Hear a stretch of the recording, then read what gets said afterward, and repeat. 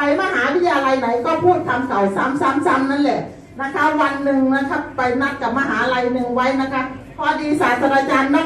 เกิดนะคะเกิดป่วยเป็นไข้เป็นไอไม่สามารถจะบรรยายได้ทำให้ตัวเองวิตกกังวลเป็นอย่างมากนะคะทำให้คนขับรถคู่ใจเป็นห่วงจึงถามดร.ว่าท่านดร.ครับมหาวิทยาลัยที่ท่านจะไปบรรยายนี้เป็นมหาวิทยาลัยใหม่หรือมหาวิทยาลัยเก่าครับนะคะท่านดร.ก็บอกว่ามหาวิทยาลัยใหม่นะคะแล้วพวกมหาวิทยาลัยต่างๆที่ฐานะท่านเนี่ยเขารู้จักท่านหรือยังไม่รู้จักคนขับรถก็บอกว่าโอ้อย่างนี้ถ้าท่านไปบรรยายท่านจะบรรยายคำเก่าหรือคำใหม่นะคะดร.ก็บอกว่าบรรยายคำเก่าคนขับรถก็บอกว่าผมบรรยายได้เพราะผมตามท่านมา13 ปีแล้วและผมจะบรรยายให้ก็ตกลงวางแผนกันอย่างดีนะคะพอไปถึงงานมีคนเยอะมากประมาณ 6,000 นะคะดร.ก็เปลี่ยนชุดดร.นะคะราคาหลายแสนให้คนขับรถใส่คนขับรถก็เปลี่ยนชุดคนขับรถให้ท่านดร.ใส่นะคะเพราะคนขับรถจะไปบรรยายนะคะให้นักศึกษาฟังเพราะว่าบรรยายคำเก่าเพียงจะเปลี่ยนสถานที่กับผู้ฟังเฉยๆก็ขึ้นบรรยายปุ๊บคนตบมือได้ทุกท่านตบมือคนขับรถก็ใส่ชุดนะคะใส่ชุดดร.บรรยายมันโอ้โหบรรยายไปบรรยายมามีคนยกมือคนจันไรมันมีนะคะทุกท่าน13 ปีที่ผ่านมาไม่เคยมีใครยกมือถามเลย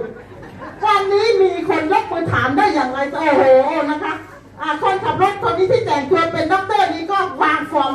เขาบอกว่านะคะวางฟอร์มกลัวเสียชื่อก็ว่าอ้าวนักศึกษาสงสัยอะไรถามเลยนักศึกษาก็ตื่นขึ้นถามท่านดร.ครับทำอย่างไรจะประสบความสำเร็จต่างจากที่ท่านบรรยายครับโอ้โหจะตอบยังไงเพราะ13 ปีที่ผ่านมาไม่มีคำถามแบบนี้เลยเขาบอกว่าคนที่นะคะอยู่ใกล้นักปราชญ์ก็จะเหมือนนักปราชญ์ฉลาดเฉลียวคนที่อยู่ใกล้คนสำเร็จก็จะประสบความสำเร็จคนที่อยู่ใกล้คนรวยก็จะร่ำรวยนะคะพอดีนะคะก็จะต้องแก้ปัญหาจากพ่อหน้าก็เลยบอกว่าคำถามเจ้าดีมากทุกท่านตบมือให้คำถามนี้แล้วตบมือค่ะ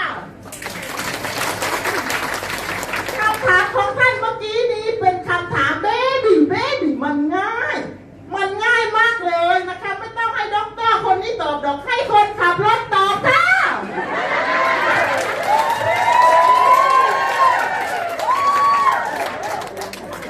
งานเครือข่ายก็เหมือนกันเพียงแต่พูดคำเก่าซ้ำๆไปบรรยายที่ขอนแก่นนะคะประธานชื่ออะไรคะสมพงษ์ใจดีเฉยหากไปบรรยายที่101ประธานชื่ออะไรสมพงษ์ใจดีเฉยไปบรรยายที่เชียงใหม่ประธานชื่ออะไรคะสมพงษ์ใจดีเฉยไปไหนก็พูดแต่คำเก่ามันยากตรงไหนคะไม่ยากเลยนะคะเพียงแต่นะคะหาคนแค่2 คนแล้วมาต่อกันทุกท่านนะคะเคยเล่นวิ่งเปรี้ยวไหมเคยเล่นวิ่งเปรี้ยวไหมคะการวิ่งเปรี้ยวก็วิ่งตกลงกติกากันให้เรียบร้อยก็วิ่งไปส่งไม้คนนี้ถ้าส่งไม้นะแต่วิ่งเปรี้ยวธุรกิจเครือข่ายไบนารี่ก็ไปว่า2ต้องวิ่งเปรี้ยวไป2ทางเราวิ่งไปส่งไม้นะคะไม้ถึงสมมติว่าเป็นexcellent forest วิ่งไปส่งไม้ฝั่งซ้ายนะคะแล้วก็ถอยกลับมาให้กำลังใจนะคะแล้วก็วิ่งไปส่งไม้ฝั่งขวาแล้วก็ถอย